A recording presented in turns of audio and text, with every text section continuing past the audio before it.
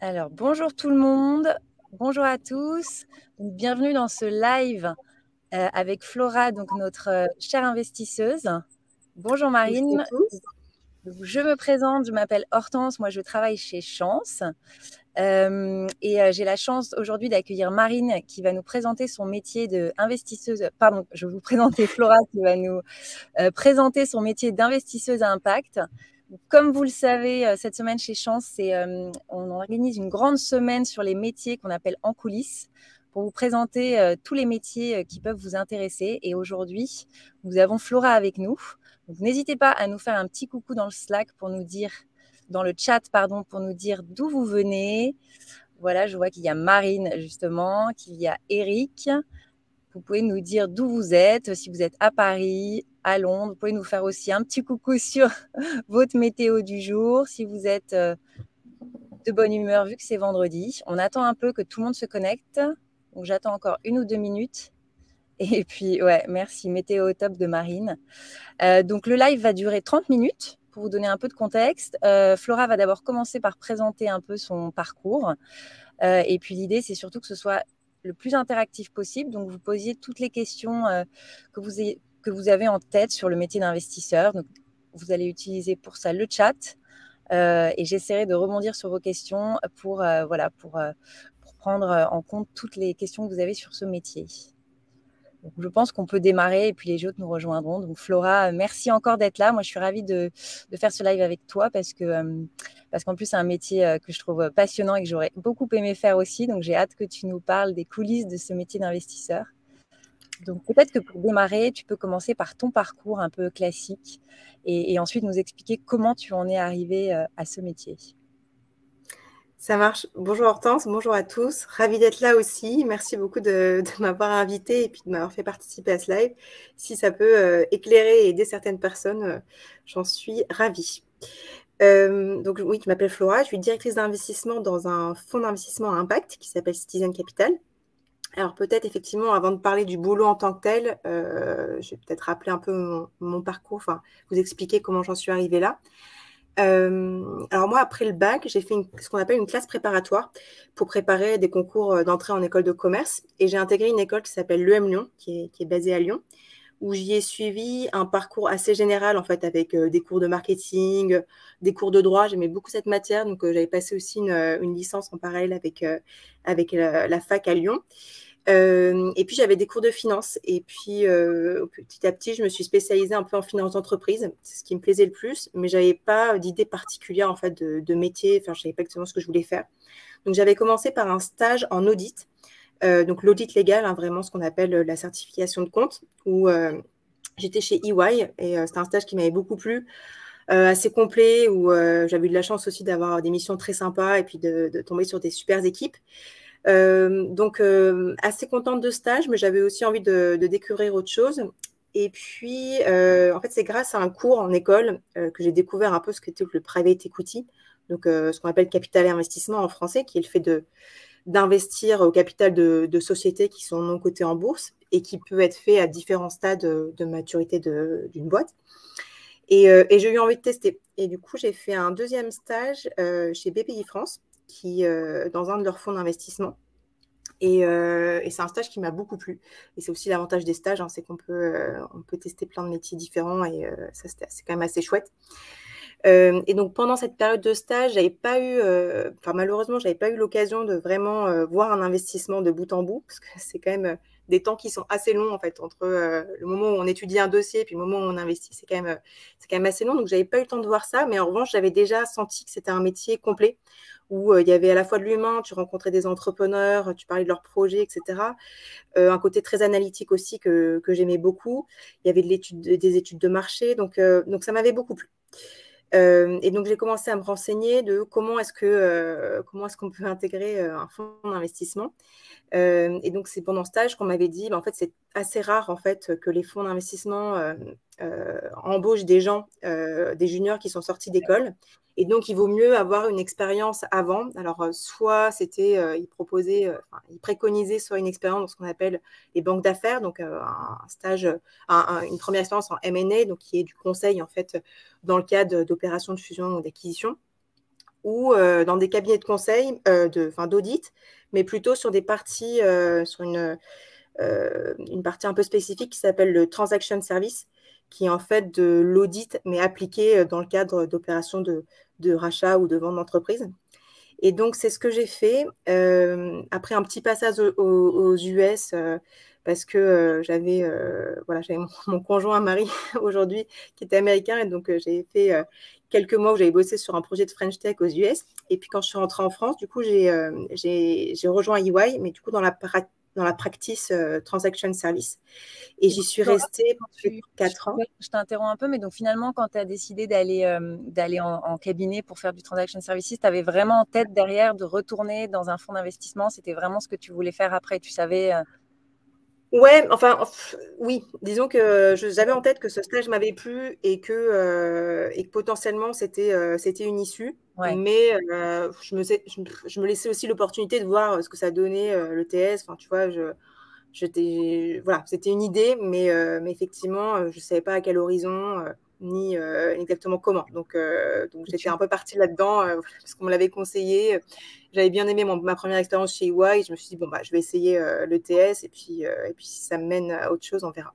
Et tu disais que tu ouais, avais ces deux options de fusion-acquisition ou de transaction services. Et ça, tu l'as su toute seule. Tu as rencontré des gens qui t'ont dit comment tu t'es. Bah ça, c'est pendant mon stage en fait chez BPI où effectivement, c'est eux qui m'avaient conseillé d'avoir une première expérience en me disant qu'il y avait des fonds qui embauchaient en sortie d'école, mais que c'était quand même assez rare et que les parcours un peu classiques, c'était ça. C'était de passer par du conseil en banque ou de faire un passage en TS. Donc, c'est effectivement ça qui a un peu guidé mon choix en me disant, bon, bah voilà, ça se trouve, ça peut me plaire aussi. Donc, je suis partie là-dedans. Et je ne pensais pas non plus y rester très longtemps. Je m'étais dit à l'époque, bah, ça se trouve, je ne fais que 1 an et puis je m'en vais. Et au final, bon, j'ai quand même beaucoup aimé cette expérience. Je suis restée presque 4 ans. En fait, c'est un boulot qui est hyper riche où tu apprends énormément et surtout sur un point de vue technique, entre guillemets, vraiment analyse financière pure. Très exigeant aussi, hein. C'est quand même un boulot qui est très prenant. Mais j'ai quand même su assez vite que, alors je savais que j'allais pas partir au bout d'1 an, mais je savais que j'allais pas y faire 10 ans non plus, parce qu'il y avait un côté assez frustrant qui était que je voyais pas du tout la finalité du boulot. Et je pense que ça, c'est d'autant plus fort dans les premières années dans un cabinet. Je pense que tu l'as beaucoup moins quand tu deviens senior manager ou que voilà, tu passes plus de temps avec le client aussi. Mais finalement, en fait, tu passes beaucoup de temps à travailler sur des ajustements comptables où tu fais des ajustements de BFR avec 3 méthodes différentes où tu écris des rapports qui font des dizaines et des dizaines de pages. Et en fait, ton rapport, une fois qu'il est terminé, bah, tu ne sais pas trop qui est-ce qui le lit, à qui il sert. Et tu es à des années-lumière finalement de l'entreprise et du projet même pour lequel tu bosses, quoi. Donc ça, c'était un peu frustrant. Donc, il y a eu un moment où je me suis dit, bon, j'ai envie quand même de voir ce qui se passe de l'autre côté. Et les gens qui font appel à nous, qu'est-ce qu'ils en font de ce rapport? Donc c'est comme ça que je me suis dit, bon, en fait, c'est peut-être vraiment ce que j'avais vu chez BPI et le private equity qui me parlait plus. Mais en fait, ce qu'on appelle fonds d'impact aujourd'hui, je ne connaissais pas vraiment à l'époque, j'en avais vraiment pas entendu parler. Je pense qu'on en parlait aussi beaucoup moins. Et du coup, c'était un peu un concours de circonstances, je dirais. J'avais lu un article sur l'impact investing peut-être une semaine avant de postuler à ce job. Et une semaine après, il y a un chasseur de tête qui avait l'habitude de m'appeler pour différents jobs qui me dit, bah, écoute, il y a un peu ce que tu cherches dans du small mid-cap. Et il y a un fonds d'investissement qui s'appelle Citizen Capital qui lance un process. Est-ce que ça te tente? Donc voilà, c'est comme ça que j'ai tenté l'aventure et que j'ai passé des entretiens. Et j'avoue que le projet d'impact m'a beaucoup parlé. Mais après, comme je pense dans tous les jobs, en tout cas pour moi, c'est l'aventure humaine qui compte avant tout. Et donc, c'est le fit avec l'équipe qui m'a convaincue. Et a priori, je les ai convaincus aussi. Donc, voilà, je savais que c'était l'endroit où il fallait que j'aille. Et donc, j'ai commencé, j'ai intégré du coup, je suis allée chez Citizen Capital en 2018 en tant que chargée d'affaires. Génial. Et c'est marrant parce que je rebondis, tu parlais de la finalité que tu ne trouvais pas dans ton métier d'audit Transaction Services. Et comme la Ouais. finalité, c'est un de nos piliers de chez Chance pour justement trouver son équilibre dans sa voie professionnelle. Et quelle finalité tu trouves aujourd'hui dans ton rôle d'investisseur à impact? Comment tu t'y retrouves avec tes valeurs personnelles et comment tu arrives à donner du sens à ce métier? En fait, effectivement, alors le sens du métier, c'est très large comme notion. Donc, il y a plusieurs aspects, mais si on prend l'aspect finalité, je pense effectivement c'est hyper important. Aujourd'hui, j'ai l'impression de savoir pourquoi je travaille, entre guillemets. Enfin, je côtoie des entrepreneurs, on parle de leurs projets, on s'associe en fait avec eux pour justement pour faire grandir un projet, et ça c'est assez exaltant en fait. Et puis l'impact en tant que tel.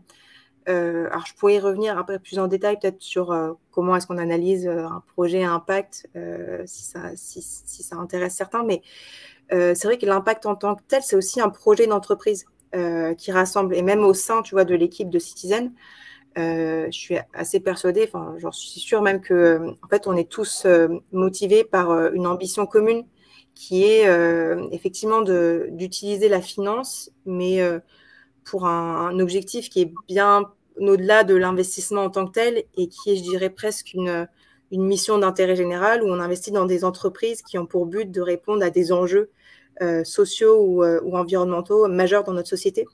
Et ça, je pense que ça nous permet quand même de rassembler l'équipe autour de valeurs communes et d'une ambition qui est super en fait, au sein comme environnement de travail. Je pense que ça participe à la fois, tu vois, à la finalité de ce que tu trouves toi, dans le sens de ton boulot au quotidien, Ouais. et sur ton environnement de travail au quotidien avec l'équipe avec qui tu partages en fait des valeurs et un objectif commun.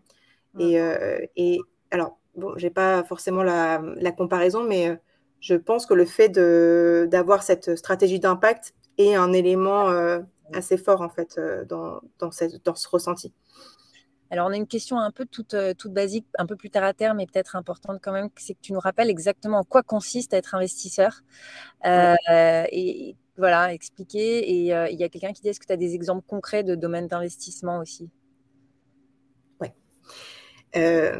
Alors oui, c'est une question effectivement très importante, assez large.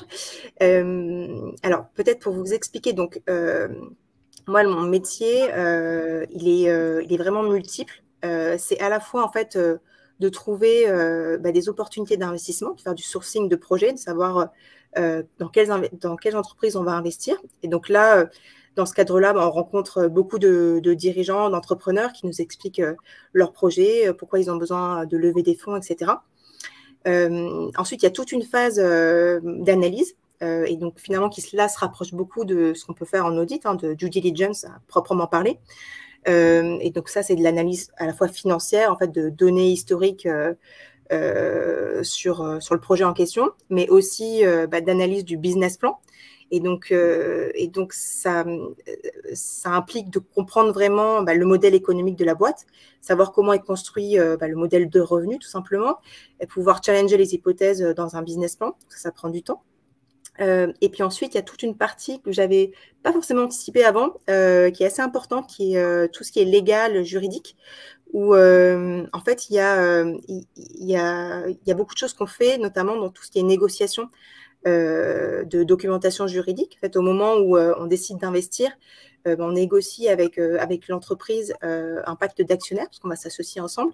Et donc ça demande en fait beaucoup d'analyse et finalement de connaissances qu'on apprend sur le tas, mais de connaissances juridiques. Ensuite, il y a tout un aspect, je ne fais pas du tout dans l'ordre chronologique, mais d'analyse de marché qui est très importante. C'est la partie Et stratégique. puis, d'analyse stratégique. Et puis, dans notre cas précis, l'analyse d'impact est très importante. Et en fait, elle est au même niveau que l'analyse financière à proprement parler. Et donc, je ne sais pas si je fais un petit mot sur cet aspect vraiment analyse d'impact. Tu peux expliquer en effet ou donner des exemples de concrets d'investissement impact que tu as fait et quels étaient du coup les indicateurs d'impact que vous avez analysés? Ouais. Alors, nous, du coup, la manière dont Alors, je parle pour Citizen Capital parce que je sais qu'aujourd'hui, on parle beaucoup d'impact et en fait, chaque fonds a aussi un peu sa manière de définir l'impact. Donc, on n'a pas forcément les mêmes définitions, mais en tout cas, voilà, je parle de ce que je fais moi au quotidien. Donc, chez Citizen, en fait, on définit l'impact comme étant le fait d'accompagner des projets, des entreprises qui ont envie de répondre vraiment à un besoin fondamental dans la société, que ce soit un besoin qui soit social, sociétal ou environnemental. Et donc, on est un fonds généraliste, mais on va dire que nos 3 grosses thématiques d'investissement, ça va être d'adresser, alors d'une part, les besoins primaires. Donc, ça va être tout ce qui est autour de bien se nourrir, se loger, la santé, le bien vieillir.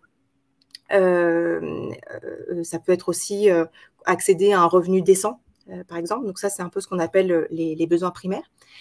Et ensuite, on a une deuxième thèse ou thématique qui est plutôt comment est-ce que, une fois qu'on a répondu à ces besoins primaires, comment est-ce qu'on va aider les gens à se réaliser et à s'épanouir dans la société dans laquelle on vit.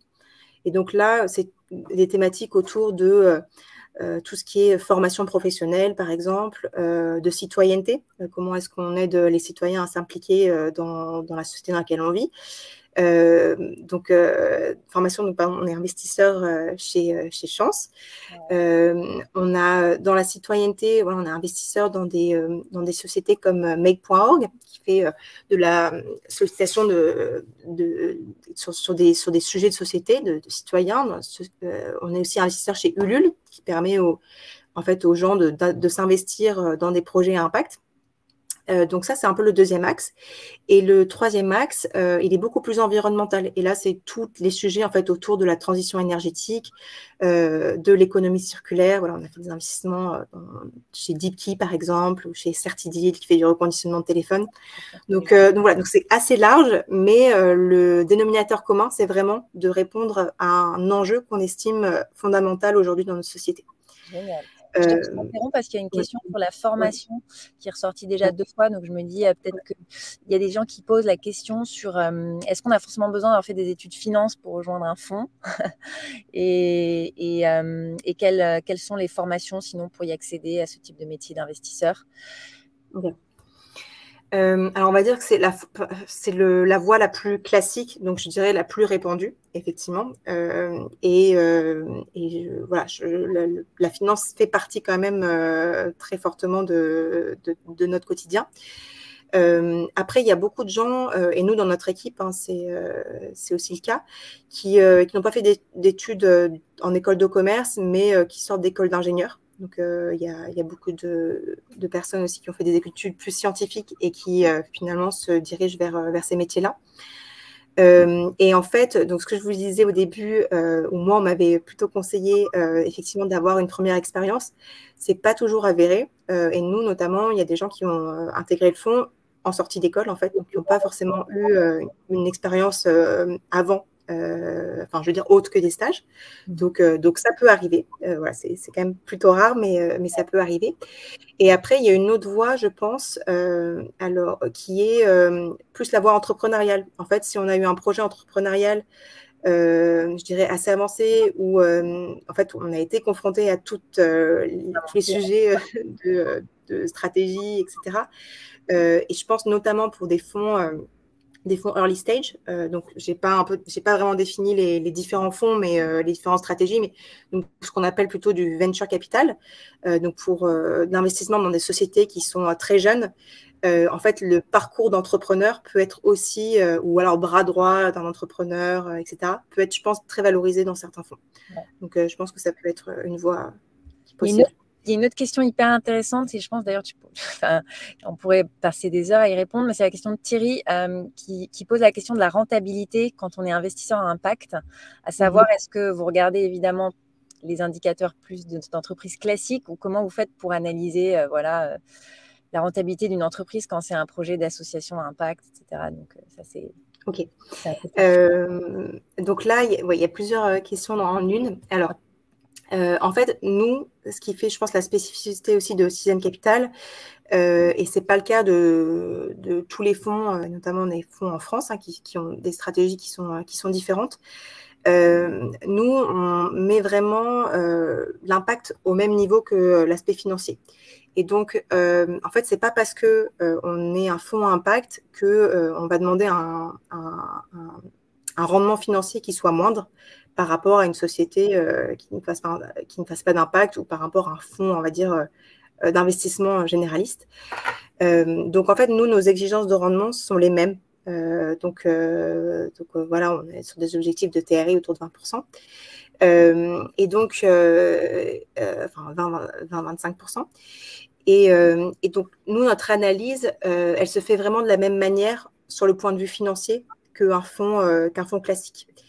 Et après, sur l'analyse d'impact, et tu évoquais tout à l'heure effectivement les KPI qu'on peut regarder. Donc, les KPI qu'on va regarder sur vraiment la stratégie financière, j'ai envie de dire, c'est vraiment les mêmes que dans un fonds classique.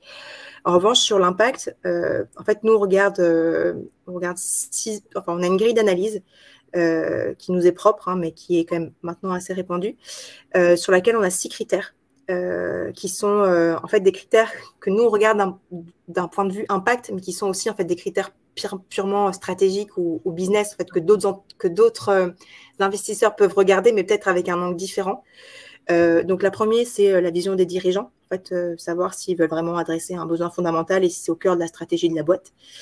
La deuxième, c'est est-ce que on adresse un besoin profond. Donc c'est un peu les 3 thématiques que je vous ai données tout à l'heure, mais l'idée derrière, c'est vraiment de savoir si en fait on adresse un besoin qui est mal adressé aujourd'hui, et dans quelle mesure ce besoin est vraiment très profond, ou est-ce qu'on adresse en fait la surface du problème. Le deuxième, c'est l'additionnalité. Et donc ça, c'est en ça où on peut se dire que nous, en fait, on va regarder à quel point un produit a un potentiel de transformation dans son secteur. Et dans quelle mesure il permet d'adresser en fait un besoin qui est encore mal desservi ou non adressé sur le marché. Et donc, c'est à la fois une question d'impact, parce que nous, ça nous intéresse beaucoup sur l'impact, mais c'est aussi une question en fait, d'analyse stratégique de fonds qu'un autre fonds d'investissement pourrait se poser. Mais nous, on va vraiment l'adresser d'un point de vue impact. Et puis ensuite, il y a l'alignement en fait, du modèle économique avec la thèse d'impact. Est-ce qu'il n'y a pas des risques de friction en fait, entre le modèle économique de la boîte et son objectif d'impact? On regarde aussi la maîtrise des analyses, des risques d'externalités négatives. Et tout ça, ça nous permet de faire en fait ce qu'on appelle un radar d'impact. Et une fois qu'on est convaincu sur cette thèse, on y va et ensuite on co-construit avec les entrepreneurs eux-mêmes ce qu'on appelle du coup une vision, une stratégie d'impact. Et donc ça va concrètement, on va arriver à un business plan impact. Donc on va faire un business plan financier d'un côté et de l'autre côté on aura un business plan à impact avec 2-3 KPI, en général ouais, c'est plutôt 3-4 KPI clés qui sont directement liés au business d'une entreprise. Donc, par exemple, si on prend l'exemple de Chance, un des KPI impact, ça va être, en fait, parmi les bénéficiaires qui utilisent et qui suivent le programme Chance, quel est le pourcentage de ces bénéficiaires qui fait partie d'un public défavorisé ou voilà. Donc ça, typiquement, ça peut être un des KPI à impact qu'on va regarder parce qu'il est en lien avec la mission de l'entreprise qu'on a définie ensemble avant. Très clair. Et donc, ces KPI-là, on va les définir sur la période du business plan, donc en général 4 ou 5 ans, et on va les suivre régulièrement avec l'entrepreneur et mettre en place une stratégie d'impact qui permet d'arriver à l'objectif qu'on s'est fixé. Génial. Je t'interromps ouais, non. Je t'interromps parce qu'il nous reste que 5 petites minutes, ça passe hyper vite. Oui. Mais si on pouvait en parler des heures, hein, c'est ce que je disais. Mais il y a une petite question rapide, c'est est-ce qu'il y a un label fonds à impact qui existe? Non. Non, il n'y en a pas, hein, c'est ce que tu peux dire. Non, il n'y a pas de label fonds à impact. Non. Après, il y a plein de labels qui existent. Il y a le label notamment des entreprises à mission. Ouais. Il y a le label B Corp, voilà, qui existe à la fois pour les entreprises elles-mêmes, mais aussi pour les fonds à impact. Nous, par exemple, Citizen Capital, on est à la fois B Corp, à la fois entreprise à mission. Donc, voilà, mais il n'y a pas de label fonds à impact en particulier. Il y a une autre question qui te demandait si tu faisais ton métier aux US, est-ce que ce serait le même métier? Est-ce que ça serait le même métier? En fait, oui, il y a des fonds à impact en fait aux États-Unis, donc l'impact investing. Après, est-ce qu'ils font exactement la même chose que nous? C'est difficile à dire, je ne sais pas. Je pense que même en France, on se rend compte qu'on n'a pas forcément tous la même stratégie d'impact, les mêmes grilles d'analyse, etc. Donc, mais bon, je pense que le fond du métier est effectivement le même quand même. Il y a une dernière question qui demande justement, est-ce qu'il y a des profils en reconversion qui peuvent être recherchés ou s'il s'agit surtout de gens qui ont déjà été très exposés à ce milieu, déjà dans leur expérience pro? Alors, je dirais que si on n'a vraiment aucune notion en finance, c'est peut-être un petit peu compliqué. Mais après, rien n'empêche, je sais pas moi, de suivre une formation et de pouvoir rebasculer vers ce secteur-là. Et après, comme je le disais tout à l'heure, je pense qu'il y a beaucoup de fonds, et notamment des fonds early stage. Et nous, par exemple, en fait, dans les fonds à impact, il y a des fonds early stage. Hein. Nous, on a plusieurs fonds chez Citizen Capital, dont un fonds à venture. Peuvent être aussi à la recherche en fait de profils plutôt entrepreneurs, donc qui ont eu des expériences en fait entrepreneuriales qui peuvent être très utiles en fait dans l'analyse d'opportunités d'investissement. Et alors, je vois une question aussi assez intéressante, c'est quand vous avez investi dans les entreprises, quelle relation vous avez avec elles derrière? Est-ce que vous les aidez? Vous influez sur les décisions? Comment vous vous Ouais. positionnez? Oui, alors c'est vrai qu'en plus, je crois que je n'ai pas abordé quand j'ai fait la description de mon métier, mais il y a évidemment une très grosse partie qui est en fait du suivi de nos entreprises en portefeuille, donc les entreprises dans lesquelles on a investi.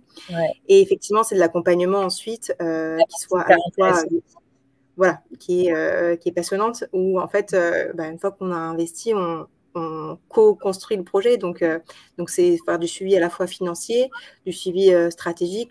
Enfin, voilà, en fonction des besoins des entreprises qu'on suit, il peut y avoir des sujets, des sujets stratégiques, des sujets aussi de comment est-ce qu'on accompagne l'entreprise sur sa stratégie d'impact. Donc voilà. Alors nous, chez Citizen Capital, on est un fonds qui reste minoritaire. Donc voilà, c'est assez différent d'un fonds qui prend des parts majoritaires au capital d'une entreprise. Mais voilà, on est quand même assez présent dans le suivi de nos participations. On participe au board et aux grosses décisions stratégiques. Et on a, je pense, un accompagnement particulier du coup sur l'impact. Bah, écoute, c'est super intéressant, Flora. Je pense qu'il y a peut-être d'autres questions et voilà, et je me permets juste de te demander si les gens veulent te contacter sur LinkedIn, s'ils peuvent Ouais, avec grand plaisir. si ça ne te dérange pas de recevoir des Bien emails. sûr, je pense que c'est même plus simple pour échanger. Toutes les questions, il y en a eu vraiment beaucoup. Donc, merci à tous pour votre participation parce que vous avez été très actifs dans le chat. Et, Moi, je ne les vois pas du tout, les questions, mais je pense que je n'ai pas Mais bon, du coup, je te fais confiance. Et évidemment, si vous voulez me contacter sur LinkedIn, il n'y a aucun souci. Du coup, il y a le live qui sera disponible également en replay. Donc si tu veux réécouter et revoir les questions, Flora, tu pourras aussi. Et sinon, merci à tous. C'était vraiment super intéressant et passionnant et ça donne encore plus envie de rejoindre ce métier. Merci beaucoup, Flora. Très bonne journée. Merci Hortense, merci à tous. Bonne journée.